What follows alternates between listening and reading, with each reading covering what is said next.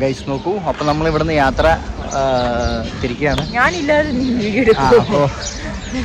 അവിടെ ഇത് ഒരുക്കിക്കൊണ്ടിരിക്കുന്നതാണോ? അപ്പൊ നമ്മൾ ഇവിടുന്ന് യാത്ര തിരിക്കുകയാണ്. അപ്പോൾ നമ്മുടെ കാര്യങ്ങളെല്ലാം ഓക്കെ ആയി. എന്താ വെച്ചാൽ നമുക്ക് ഒരു ദിവസം നമുക്ക് കളയേണ്ടി വന്നു. എന്നാലും കുഴപ്പമൊന്നുമില്ല, ഇവിടെ കുറേ ആളുകൾ നമുക്ക് പരിചയപ്പെടാൻ പറ്റി അല്ലേ? ഒരു ദിവസം കളഞ്ഞെന്ന് വെച്ചാൽ നമുക്ക് എഡിറ്റിങ്ങും കാര്യങ്ങളും ഉണ്ടായിരുന്നു. പക്ഷെ അത് മാത്രമല്ലായിരുന്നു, പിന്നെ അതിൽ കൂടെ തന്നെ നമുക്ക് പല കോണ്ടാക്ട് കിട്ടി. നമുക്ക് ഒരുപാട് ആളുകളെ പരിചയപ്പെടാൻ പറ്റി, കുറേ ആൾക്കാരുടെ വിശേഷം അറിയാൻ പറ്റി. ഒരു വല്ലാത്തൊരു ഫീലായിരുന്നു. എന്നാലും ഒരു ദിവസം ഞങ്ങൾ ഫുള്ളി അമ്പലത്തിൻ്റെ അവിടെ ഇരുന്നപ്പോൾ വേറൊരു വൈബായിരുന്നു. ഇത് പറഞ്ഞറിയിക്കാൻ പറ്റാത്തൊരു വൈബായിരുന്നു. അപ്പം നമ്മൾ യാത്ര തുടരുകയാണ്. നമ്മുടെ യാത്ര നമ്മൾ തുടരുകയാണ്. നോക്കൂ, നമ്മുടെ വണ്ടി ഇന്നലെ ഈ അമ്പലത്തിൻ്റെ ഫ്രണ്ടിലല്ലേ. അപ്പോൾ ഇന്ന് രാവിലെ പൂജാരി, നമ്മളിവിടെ തന്നെയാണല്ലോ കിടന്നത്. അപ്പോൾ പൂജാരി പറഞ്ഞു ഞങ്ങൾ ഇത്രയും വലിയൊരു യാത്ര പോവല്ലേ, അപ്പോൾ ഒന്ന് പൂജിച്ച് തരാം എന്ന് പറഞ്ഞ് നമുക്ക് നമ്മുടെ വണ്ടി ആൾ പൂജിച്ച് തന്നു. അപ്പോൾ അങ്ങനെ അതൊക്കെ കഴിഞ്ഞ് നമ്മൾ പോവാനുള്ള തയ്യാറെടുപ്പിൽ നിൽക്കുക. നമുക്ക് രാവിലെ ഇവിടെ നിന്ന് തന്നെ കഴുകാനുള്ള സൗകര്യം എല്ലാം തന്നു. അപ്പം നമ്മളിവിടെ തന്നെ കുളിച്ചും ഒക്കെ റെഡിയായത്. പുറത്തുനിന്ന് വരുന്ന ആൾക്കാർക്ക് ഇവിടെ കുളിക്കാനുള്ള സൗകര്യമൊക്കെ ഉണ്ട്, ഭക്ഷണം വയ്ക്കാൻ എല്ലാത്തിനുള്ള സൗകര്യം ഉള്ളതുകൊണ്ടേ. അപ്പം അങ്ങനെ നമ്മുടെ വണ്ടിയൊക്കെ പൂജിച്ചൊക്കെ തന്നു. അപ്പം നമുക്കും ഒരു സന്തോഷം. അപ്പോൾ ഇനി നമുക്ക് പോകണം, നല്ല ചൂടുണ്ട്. അപ്പോൾ ഇനി വലിയൊരു യാത്രയാണ് അങ്ങോട്ട്. അപ്പോൾ നമ്മളെ ഇറങ്ങി.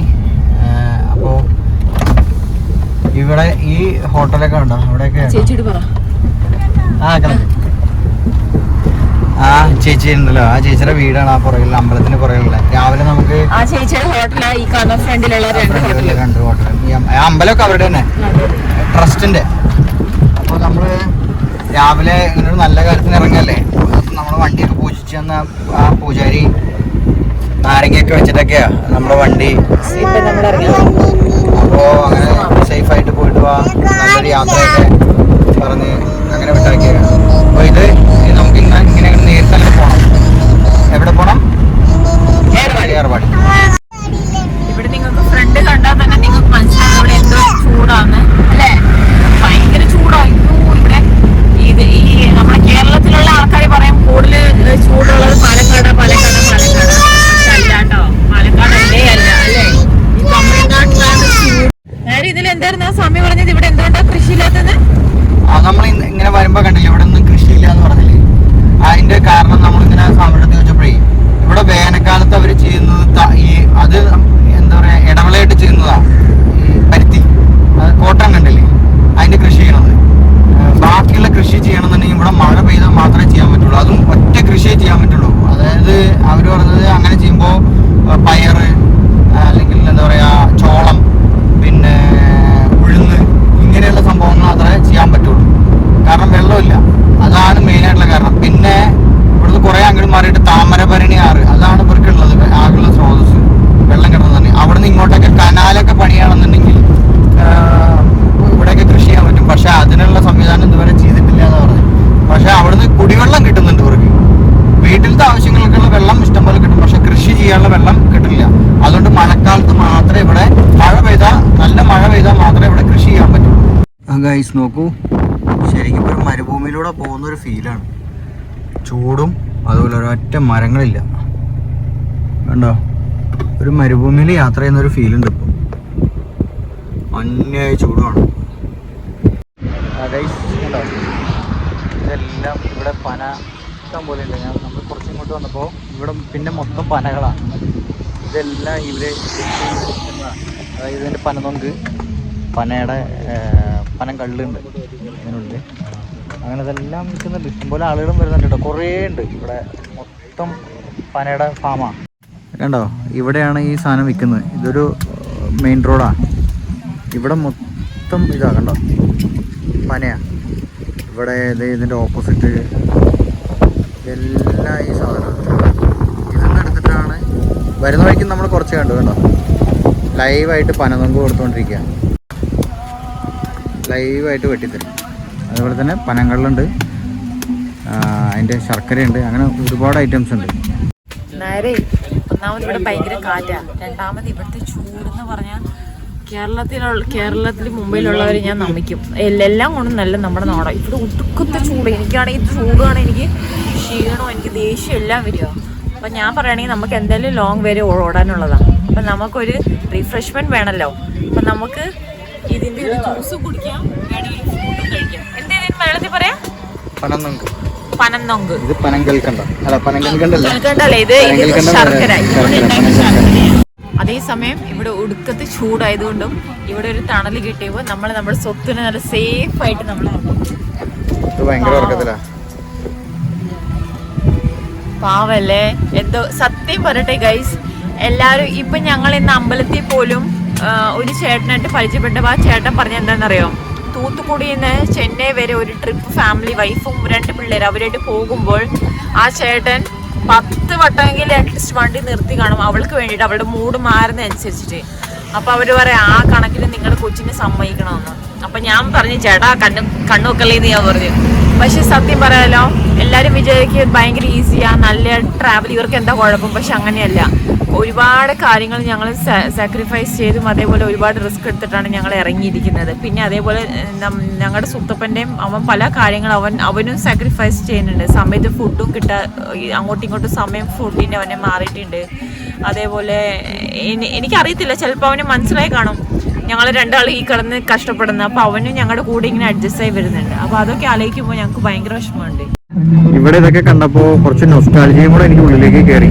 കാരണം നമ്മുടെയൊക്കെ പഴയ വീടുകൾ പനയോല കൊണ്ടുള്ള വീടുകളൊക്കെ ആയിരുന്നു. ഇവിടെ വന്നപ്പോൾ അതിൻ്റെ ഉള്ളിലേക്ക് കയറിയപ്പോൾ ആ പനയോലയുടെ വീടൊക്കെ കണ്ടപ്പോൾ വേറൊരു ഫീലും കൂടെ വന്നു. പണ്ട് കാലത്തൊക്കെ ഇതന്നെയായിരുന്നു നമ്മുടെയൊക്കെ വീട്. കണ്ടില്ലേ, നല്ല തണുപ്പാട്ടോ അതിൻ്റെ ഉള്ളിൽ.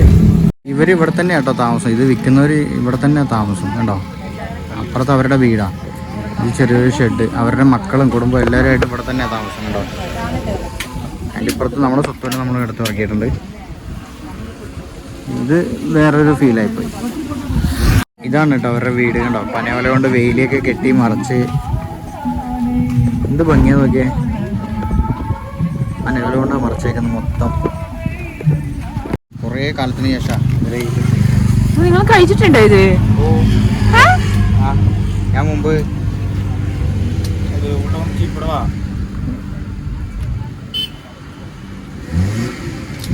ഇതിന്റെ മണം എനിക്ക് കുടിക്കില്ല. ആണോ? ഉറപ്പാ. ടേസ്റ്റ് എങ്ങനെയുണ്ട്? അടിപൊളി. ആദ്യം ഒരു കയ്പ് ഒന്ന് കുടിച്ചു നോക്കിയത്. ഞാൻ തരാം. എങ്ങനെയുണ്ട്? വേണ്ട എനിക്ക് മണത്തിലൊന്നും തോന്നിയില്ല. പക്ഷെ കുടിച്ചു കഴിഞ്ഞപ്പോഴല്ലേ മധുരം വന്നു. ഇതിന്റെ ഫസ്റ്റ് ടൈം.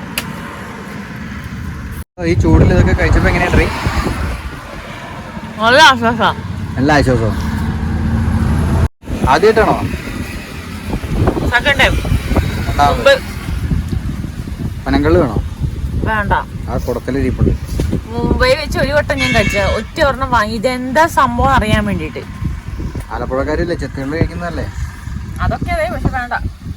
ഇത് കണ്ടോ, ഇത് പനയുടെ ഓലയിന്ന് എടുത്തിട്ട് പണിതേക്കുന്ന എന്താ പനയുടെയാന്ന് പറഞ്ഞവര്. പക്ഷെ പനയുടെ എന്താ തണ്ടെന്ന് എന്താന്ന് നാരുണ്ടല്ലോ, അതുകൊണ്ടാണ് ഈ സംഭവം. അടിപൊളി ഉണ്ടല്ലോ. ഇത് പനയുടെ നാര്, ഇത് പ്ലാസ്റ്റിക്. കണ്ടോ, ഇവരത്തെ എല്ലാം ഇതിലിരുന്നപ്പോൾ ഒരു പ്രത്യേക സുഖം, കാണാനേ അടിപൊളി.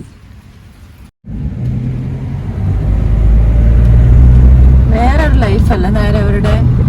പിന്നെ ശരിയാ, വേറെ നോക്കിയൊക്കെ നോക്കി എല്ലാം അവിടെയും ഇങ്ങനെയുള്ള ഇതാട്ടോ. നമ്മളിപ്പോ എല്ലാം കഴിഞ്ഞ് വേറൊരു ഇപ്പൊ ഇത്ര നേരം ചൂട് കാര്യങ്ങളൊക്കെ പറഞ്ഞ് ഇങ്ങോട്ട് വന്നപ്പോ ഇവിടെ മൊത്തം പനയുടേതായി. ഇതൊരു വില്ലേജാ, മൊത്തം പനയുടെ ഐറ്റംസ് മാത്രം വിറ്റ്, പനന്നൊങ്ക് കാര്യങ്ങളെല്ലാം വിറ്റിട്ട് ജ്യൂസ്, കള്ള്, ശർക്കര എല്ലാം അങ്ങനെ ഒരുപാട് ആളുകൾ. ഞാൻ സത്യം പറഞ്ഞാൽ പനശർക്കര അല്ല, മറ്റേതാ ആ സംഭവം കൽക്കണ്ട അല്ല, ശർക്കര അത് എങ്ങനെ ഉണ്ടാക്കാന്നൊന്ന് കാണണമെന്നുണ്ടായിരുന്നു. പക്ഷെ അവര് സമ്മതിക്കുമോ എന്നുള്ളത് അറിയില്ല. ഇപ്പൊ ഒരുപാട് ആൾക്കാരും ഉണ്ടായിരുന്നു, കസ്റ്റമർ ഉണ്ടായിരുന്നു. അത് കൂടാണ്ട് ആ ചേച്ചിയുടെ ഫുഡ് ഉണ്ടാക്കിക്കൊണ്ടിരിക്കുക. അപ്പോ ഇതൊരു പുഴയാണ് കേട്ടോ. സംഭവം ഇത്ര നേരം വന്നിട്ട് ആകെ ഇച്ചിരി വെള്ളം നിറഞ്ഞിരിക്കുന്നത് കണ്ടത് ഇവിടെ മാത്രമാണ്. ബാക്കി എല്ലാവരുടെയും ഇതേ തന്നെയാണ് അവസ്ഥ. ഗായ്സ് നോക്കൂ, നമ്മൾ ഈ പറഞ്ഞ പോലെ ഏർവാടിക്ക് പോകുന്ന വഴിക്ക് ഇവിടെ ഈ ചാർക്കോൾ ഉണ്ടാക്കുന്നത് കണ്ടു. നമ്മളെ അൽഫാമൊക്കെ ഉണ്ടാക്കാൻ വേണ്ടി കൊണ്ടുവരില്ലേ ആ ചാർക്കോൾ. അപ്പോൾ അതും കൂടെ ഒന്ന് നോക്കാമെന്ന് വിചാരിച്ചിട്ടുണ്ട്. കണ്ടോ, ഇതാണ് നമ്മുടെ നാട്ടിലേക്ക് ഈ അൽഫാമൊക്കെ ഉണ്ടാക്കാൻ വേണ്ടിയിട്ട് കൊണ്ടുവരില്ലേ കരി, അല്ലെങ്കിൽ ചാർക്കോൾ എന്ന് പറയുന്ന സംഭവം. ഇത് ഉണ്ടാക്കിയെടുക്കുന്ന ചാർക്കോൾ, നാച്ചുറൽ ചാർക്കോളല്ല, ഉണ്ടാക്കിയെടുക്കുന്ന ചാർക്കോളാണ്. ഉണ്ടോ, ഇതിപ്പോൾ ഇവർ അടുപ്പിൽ നിന്ന് എടുത്ത മറ്റേ ഇങ്ങനെ കൂട്ടിയിട്ട് നിന്ന് എടുത്തതാണ് സംഭവം. അതുകൊണ്ടാണ് ഇത് നനച്ചുകൊണ്ടിരിക്കുന്നത്. നല്ല ചൂടുണ്ട് സംഭവം.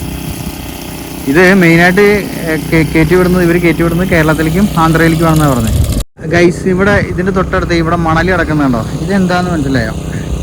ഇത് നമ്മളിന്നലെ ഉപ്പ് ഫാക്ടറികൾ മറ്റേ പാടത്തൊക്കെ പോലെ അതിൽ കണ്ടില്ലേ, അതിലൊക്കെ ചെളി ഉണ്ടാവും, മണൽ അതൊക്കെ ഉണ്ടാവും.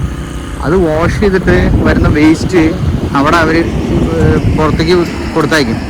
അങ്ങനെ കൊണ്ടുവന്ന് വെച്ചിട്ടുള്ള ചെളിയും മണലും ഒക്കെയാണ് ഈ സംഭവം. ഇവരുടെ ഫുൾ ലോഡ് കേരളത്തിലേക്ക് കയറിപ്പോയി ഇനി ഇവിടെ ഇല്ല. ഇതിൽ ബാലൻസാണിത്. അപ്പോൾ അവർ പറയുന്നത് ഒരു ഹ്യൂജ് ഉണ്ടാവുമെന്നാണ് പറഞ്ഞത്. ഇവിടെ വലിയൊരു പൂന പോലെ കൂട്ടിയിട്ടാണ് ഉണ്ടാവുക. അവർ പറഞ്ഞ് ചിലപ്പോൾ മുന്നിലേക്ക് പോകുമ്പോൾ നിങ്ങൾക്ക് കാണാൻ പറ്റുമെന്ന് പറഞ്ഞു. കാരണം ഇവിടെ മഴ പെയ്തിട്ടുണ്ട്, അത് കാരണം കൊണ്ട് ഇപ്പോൾ കുറച്ച് ദിവസത്തേക്ക് ഇവിടെ ഉണ്ടാക്കാൻ സാധ്യത കുറവാണെന്നാണ് പറഞ്ഞത്. എന്നാലും മുന്നിലേക്ക് പോയി നോക്കിയൊക്കെ കാണാമെന്ന് പറഞ്ഞു. അപ്പോൾ ഇതാണ് ചാർക്കോൾ. നമ്മുടെ നാട്ടിലേക്കൊക്കെ അൽഫാമൊക്കെ ഉണ്ടാക്കാനായിട്ട് കൊണ്ടുവരുന്നത്, അല്ലെങ്കിൽ ഇപ്പോഴാണ് അൽഫാം എന്ന് പറയാം. മുമ്പ് കാലത്ത് കൊല്ലന്മാർക്കൊക്കെ വേണ്ടിയിട്ട് ആലയിലേക്കൊക്കെ ഉപയോഗിച്ചിട്ടുണ്ടായിരുന്ന കരി ഇതൊക്കെ തന്നെയാണ് ആ സാധനമാണ്. അപ്പോൾ ഗൈസ്, നമ്മൾ വരുന്ന വഴിക്ക് ഉണ്ടല്ലോ ഇതേപോലെയുള്ള കുറ്റിക്കാടുകൾ ഒരു പോടുണ്ടെന്ന് പറഞ്ഞല്ലേ, ഏക്കർ കണക്കിന് സ്ഥലങ്ങളുണ്ടെന്ന് പറഞ്ഞല്ലേ. ഇത് വെട്ടിക്കൊണ്ടുപോയിട്ടാട്ടോ ഈ കൽക്കരി ഉണ്ടാക്കുന്നത്, അല്ലെങ്കിൽ ഈ കരി ഉണ്ടാക്കുന്നത് ഇതാണ്ടോ. ഇതൊക്കെ ഇങ്ങനെ വെട്ടിക്കൊണ്ടുപോയിട്ടാണ് അവർ പറഞ്ഞത്. ആദ്യം ഇതിൻ്റെ തല വെട്ടിക്കൊണ്ടുപോകും, ഇതുണ്ടോ, ഇതേപോലെ കമ്പെടുത്ത് കൊണ്ടുപോകും. അതിനുശേഷം പിന്നീട് ഇതിൻ്റെ കട വരെ അവർ പറിച്ചെടുക്കും. ഇതെല്ലാം പറിച്ചെടുത്തിട്ട് അതും കൂടെ ചേർത്ത് അവർ കരി ഉണ്ടാക്കും. ആകെ ഈ ഇങ്ങനെ കിടക്കുന്ന കാടുകൾ കൊണ്ട് അവർക്കുള്ള ഉപകാരം ഈ കരി ഉണ്ടാക്കാൻ പറ്റുന്നുള്ളതാണ്. ഈ സൈഡ് മൊത്തം കാടാണ്. ഇനിയിപ്പോൾ ഇപ്പുറത്തെ സൈഡ് ഫ്രീയാ, എന്നാലും അങ്ങോട്ടൊക്കെ ഉണ്ട് കേട്ടോ. അതായത് ചാർക്കോൾ ഉണ്ടാക്കുന്നുണ്ടല്ലേ, അതെ ഇതാണ് അതിൻ്റെ പ്രോസസ്സിങ്. കണ്ടോ, വിറക് കൂട്ടി ഇങ്ങനെ കൂന പോലെ ആക്കി വയ്ക്കും. ഈ കാണുന്ന വിറകൊക്കെ ഇങ്ങനെ കൂട്ടി വേസ്റ്റ് ആയിട്ടുള്ള വിറകുകൾ കേട്ടോ, വേര് കാര്യങ്ങളെല്ലാം ഉണ്ടാവും ഇതിൽ. എന്നിട്ട് ഈ സാധനം മണ്ണൊക്കെ മൂടി ഒന്നും പുറത്തു പോകാത്ത രീതിയിലാക്കിയിട്ട് ഇതിലേക്ക് എന്ത് ചെയ്യും, തീ അടിയിലൂടെ കൊടുക്കും. എന്നിട്ട് ഇതിനെ ഇങ്ങനെ ചുട്ടെടുക്കുക ചെയ്യുന്നത്. അങ്ങനെയാണ് ഇവർ കൽക്കരി ഉണ്ടാക്കുന്നത്. അതാണ് അവർ നമ്മളോട് പറഞ്ഞത്, നിങ്ങൾ പോകുന്ന വഴിക്ക് നോക്കി നോക്കൂ, ചിലപ്പോൾ കാണാൻ പറ്റുമെന്ന് പറഞ്ഞു. ഗൈസ് നോക്കൂ, നമ്മളിപ്പോഴേ ഇപ്പോൾ എത്ര നേരം ഗ്രാമങ്ങളിലൂടെ അല്ല വന്നു, ഇപ്പോൾ ഒരു ടൗണിലേക്ക് എത്തി. അത്യാവശ്യം വലിയൊരു ടൗണാണ്. ഇവിടെ എത്തിയപ്പോഴാണ് അത്യാവശ്യം കേരള വണ്ടികളൊക്കെ കണ്ടു തുടങ്ങിയത് കേട്ടോ. നേരം നമ്മൾ അങ്ങനെ കണ്ടില്ല. ഇപ്പോൾ ഒരുപാട് കേരള വണ്ടികളെ കണ്ടു തുടങ്ങിയിരിക്കുന്നു. ഏർവാടിയിലേക്ക് വന്നിരുന്ന ആളുകളെ ആയിരിക്കാം ആ വണ്ടികൾ മുഴുവൻ. ഗൈസ് നോക്കൂ, നമ്മളിപ്പോൾ ഏർവാടി പോകുന്ന വഴിക്ക് നല്ല വെയിലില്ലായിരുന്നു. അപ്പോൾ നല്ലൊരു തണൽ കിട്ടിയ സമയത്ത് നമ്മളിവിടെ വണ്ടി ഇട്ടു, കുറച്ച് നേരം റെസ്റ്റ് ചെയ്തു, എന്നിട്ട് ട്രാവൽ കണ്ടിന്യൂ ചെയ്ത് വെച്ചു. കാരണം നല്ല വെയിലായതുകൊണ്ടേ പറ്റുന്നില്ല. അവിടെ ചെന്നാലും എങ്ങനെയാണെന്നുള്ളത് നമുക്കറിയാം. ശരി പോയി. ഈ വണ്ടിയൊക്കെയാണ് നമ്മുടെ നാട്ടിലൂടെ ഓടുന്നതെന്നുണ്ടെങ്കിൽ ഇതിൻ്റെയൊക്കെ അവസ്ഥ ഒന്ന് ആലോചിച്ചു. ഇവിടെ ഒന്നും അങ്ങനെയുള്ള കാര്യത്തിലൊന്നും യാതൊരു ഇല്ല അല്ലേ. അതുകൊണ്ട് അങ്ങനെയുള്ള ചെറിയ ചെറിയ വീടുകളൊക്കെ കാണാൻ പറ്റുന്നത് ഇങ്ങനെ പോകുമ്പോഴാണ്. മറ്റേ നമുക്ക് അവരുടെ അടുത്തൊക്കെ കയറാനും പറ്റുമല്ലോ, അവരുടെയൊക്കെ വിശേഷങ്ങൾ അറിയാനും പറ്റുമല്ലോ. പറമ്പ അല്ലെങ്കിൽ പാടാ അതെല്ലാം കണ്ടോ, ഓരോ മരങ്ങൾ, വേറൊന്നുമില്ല. അതന്നെ, അത് പണിയെടുക്കുന്നവർക്ക് കയറിയിരിക്കാനുള്ള തണലാണ്. മനസ്സിലായോ? എവിടെയുണ്ട് പൊന്നു? അവിടെ ഉണ്ടോ? അവിടെ എന്താ ഉള്ളത്? പാടയുണ്ടോ? സൂപ്പറാ. അതെയോ? ഇടവഴിയാണോ ഇത്? ഒരു പക്ക ഗ്രാമം, ചെറിയൊരു വില്ലേജ്, വലിയ തിരക്കൊന്നുമില്ല ഒരു വില്ലേജ്. പച്ച പെയിന്റ് അടിച്ച വീട്, ഫുള്ള് പച്ച. ഇവിടെ ഉള്ളവർക്ക് പിന്നെ അങ്ങനെ ഒന്നുമില്ല. അവർക്ക് തോന്നുന്നത് ഒരു വീട് പ്രത്യേക ഭംഗിയാണ്. അതെ, അവർക്ക് 3-4 പഴയ കാല വീടുകളായിട്ടല്ല, ചെറിയ വീടുകളാണ് ഏറ്റവും പഴയ വീടുകൾ. ഗൈസ് നോക്കൂ, പഴയ കാല വീടുകൾ കേട്ടോ. ഒക്കെ ഓടിട്ട് ചെറിയ ചെറിയ കുഞ്ഞു വീടുകളല്ല, വലിയ വീടുകളൊന്നുമില്ല. നോക്കി ഇങ്ങോട്ടൊക്കെ നോക്കി ആ സൈഡൊക്കെ നോക്കി, ഒക്കെ ചെറിയ ചെറിയ വീടുകൾ.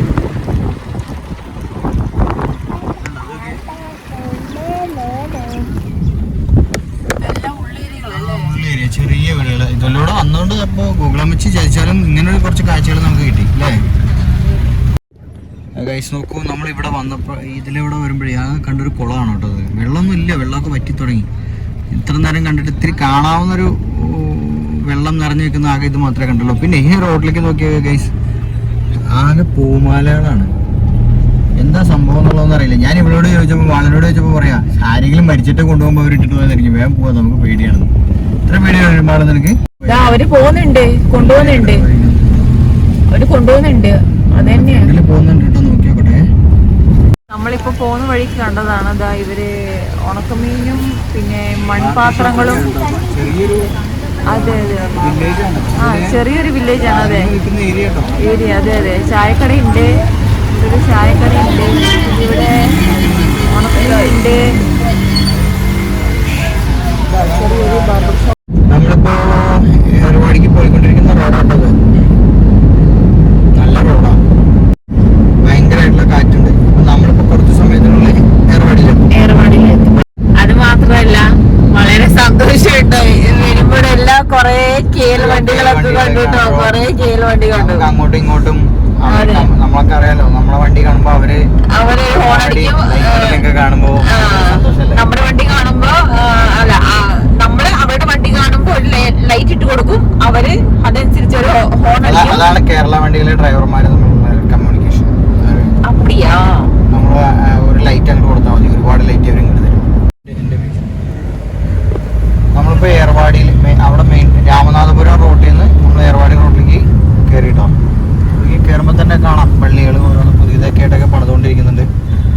അതുപോലെ തന്നെ മലയാളത്തിലുള്ള ഹോട്ടലുകൾ ബോർഡ് ഇഷ്ടംപോലെ മലയാളത്തിലായി തുടങ്ങി. അത് നമുക്ക് കറക്റ്റായിട്ട് കാണാം. ഇവിടെ എന്തോ ഒരു ചെക്ക് പോസ്റ്റ് ഉണ്ട്. അത് അവർ അന്നത്തെ പോലെ അത് തന്നെ ഫൈൻ അടിക്കാനാന്ന് തോന്നുന്നു. നമ്മളെ ഇവിടേക്ക് എൻട്രി ചെയ്യുമ്പോൾ നമുക്കിവിടെ 20 രൂപ കൊടുക്കണം. ഇതാണ് എൻട്രി ഫീസ്. പ്ലാസ്റ്റിക് ഇല്ല, എല്ലാത്തിനും ഫുഡ് ഐറ്റംസ് ഇല്ല. അപ്പൊ നോക്കൂ ഗൈസ്, അവര് പറയുന്നത് നമ്മൾ വേസ്റ്റ് അവിടെ ഒന്നും ഇടാൻ പാടില്ല. അപ്പൊ അവർ ഓൾറെഡി നമ്മളോട് കാര്യങ്ങളൊക്കെ ചോദിക്കും. അവര് പറയുന്നത് പ്ലാസ്റ്റിക് മാനേജ് ചെയ്യാൻ വേണ്ടിയിട്ടാണെന്നാണ് പറയുന്നത്. നമ്മുടെ എല്ലാം വേസ്റ്റ് പ്ലാസ്റ്റിക് ഒന്നും അവിടെ ഒന്നും ഇടരുത്. വേസ്റ്റ് ബോർഡ് അങ്ങനെയാണ് വെച്ചേക്കുന്നത്, പ്ലാസ്റ്റിക് ഉള്ളിലേക്ക് കൊണ്ടുപോകാൻ പാടില്ല. ഇതേപോലെയായിരുന്നു കന്യാകുമാരിയില്, പക്ഷെ ഞങ്ങൾ ഒരു രൂപ പോലും കൊടുത്തില്ല. അതെ അവന്മാര് നമ്മളത് കേൾ വണ്ടി കാണുമ്പോ മാത്രമേ അവന്മാർ കന്യാകുമാരി താമസം ഒരു രൂപ പോലും ഞങ്ങൾ കൊടുത്തില്ല. കാരണം ഇവന്മാർക്ക് കുന്തളിപ്പിച്ചിട്ട് കൂടല്ല. കാരണം എന്താ പറയാ, നമ്മുടെ കേരള വണ്ടി കേൾ വണ്ടി രാവിലെ ചെന്നപ്പോ അവന്മാര് 50 രൂപ, ഞങ്ങൾ അതിലെ തിരിച്ചു വന്നപ്പോ അവന്മാര് പറയാ 70 രൂപ. അപ്പൊ ഇതാണ് ഏർവാടി പള്ളിയുടെ എൻട്രി കേട്ടോ. ഇതാണ് എൻട്രി. അപ്പൊ നമുക്ക് ഇതിന്റെ ഉള്ളിലേക്ക് പോകണം. ഇതാണ് എൻട്രി ഗൈസ്. ഇതാണ് ഏർവാടി പള്ളിയുടെ ഉള്ളിൽ കേട്ടോ. ഞങ്ങൾ ഉള്ളിലേക്ക് കയറിയപ്പോഴേ ചെരുപ്പ് ഇവിടെ എവിടെയും വെക്കാൻ പുറത്തിടാൻ പറ്റില്ല എന്ന് പറഞ്ഞു. അപ്പോൾ ചെരുപ്പ് നമ്മളിവിടെ ഏൽപ്പിച്ചു. അതിനുശേഷം നമ്മൾ പുറത്തേക്ക് ഇറങ്ങി. ഗൈസ് ഇതാണ് ഏർവാടി പള്ളി. ഇതാണ് അതിൻ്റെ കവാടം. എൻട്രി ഇതാണ്. അപ്പം നമുക്ക് അങ്ങോട്ട് കിടക്കണം കേട്ടോ.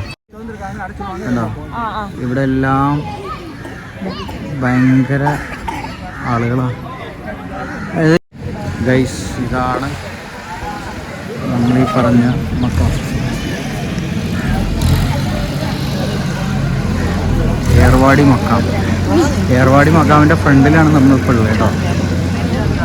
ഇവിടെ 3 മക്കാമാണുള്ളത്. ഇങ്ങനെയാണ് നമ്മളോട് പറഞ്ഞത്, 3 മക്കാമുണ്ടെന്നാണ് പറഞ്ഞത്. ഇവിടെ ഇരിക്കുന്ന ആൾക്കാരെയൊക്കെ കണ്ടാണ്. ഈ ആളുകൾ മുഴുവനും പല പല രോഗശാന്തിക്കും അതിനൊക്കെ ആയിട്ടൊക്കെ വന്നിട്ടുള്ള ആളുകളാണ്. നമുക്ക് മെയിനായിട്ട് ഇവിടെ കാണാൻ പറ്റുന്നൊരു കാഴ്ച ഉണ്ട്. ഒരു പക്ഷെ കണ്ടു കഴിഞ്ഞാൽ നമുക്ക് സഹിക്കില്ല. നമ്മൾ ചിലപ്പോൾ ഇവിടെ നിന്ന് കരഞ്ഞിട്ട് ഓടിപ്പോകും. അങ്ങനത്തെ ഒരു അവസ്ഥയുണ്ട് ഇവിടെ. ഇതാണ് കേട്ടോ മെയിൻ മക്കാം. ഇവിടെയാണ് ഞങ്ങൾ കയറി തലയിൽ പട്ടൊക്കെ വെച്ച് പ്രാർത്ഥിച്ചു. അതിനുശേഷം ഞങ്ങൾ ഇവിടെ നിന്ന് ഇറങ്ങി, പുറത്തേക്ക് ഇറങ്ങി. അപ്പോൾ അവർക്ക് ചെറിയൊരു സംഭാവന വേണമെന്ന് പറഞ്ഞ് നമ്മളതൊക്കെ കൊടുത്തു. ഗൈസ് നോക്കൂ, ഇവിടെ ഈ ഇരിക്കുന്ന ആളുകളൊക്കെ ഓരോരോ പ്രാർത്ഥനയായിട്ട് വന്നിട്ട് ഇവിടെ സ്റ്റേ ചെയ്യുന്ന ആൾക്കാരാട്ടോ. ഇവരൊക്കെ ഇവിടെ ഇരിക്കുന്നുണ്ട്. ഇവരുടെ ആളുകളുണ്ട് കൂടെ, റിലേറ്റീവ്സ് ഉണ്ട് കൂടെ. നമുക്ക് പല സംഭവങ്ങളും കണ്ടു കഴിഞ്ഞാൽ പേടിയാവും. ഗൈസ് നോക്കൂ, നമുക്ക് ഭയങ്കര വിഷമമായി. ഇനി നമ്മളതാണ് ഈ കൂടുതൽ ക്ലിപ്പുകൾ കാണിക്കാമായിരുന്നു.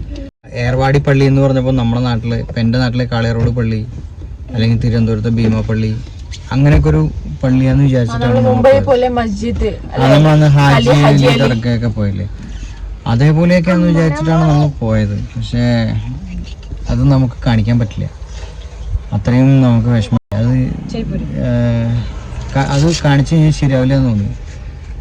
അതുകൊണ്ടാണ് ഞങ്ങൾ അതൊന്നും പിന്നെ ഞങ്ങൾ ഷൂട്ട് ചെയ്തില്ല. അതുകൊണ്ടാണ് നിങ്ങൾക്ക് ആ പള്ളി മാത്രം ഞങ്ങളൊന്ന് കാണിച്ചു തരുന്നത്, പള്ളിയുടെ മുൻവശം അത് മാത്രം കാണിച്ചു തരുന്നത്. അതിനുള്ളിൽ എടുക്കാൻ പറ്റില്ല, നമ്മളൊക്കെ കരഞ്ഞു പോകും ചിലപ്പോൾ കണ്ടു കഴിഞ്ഞാൽ.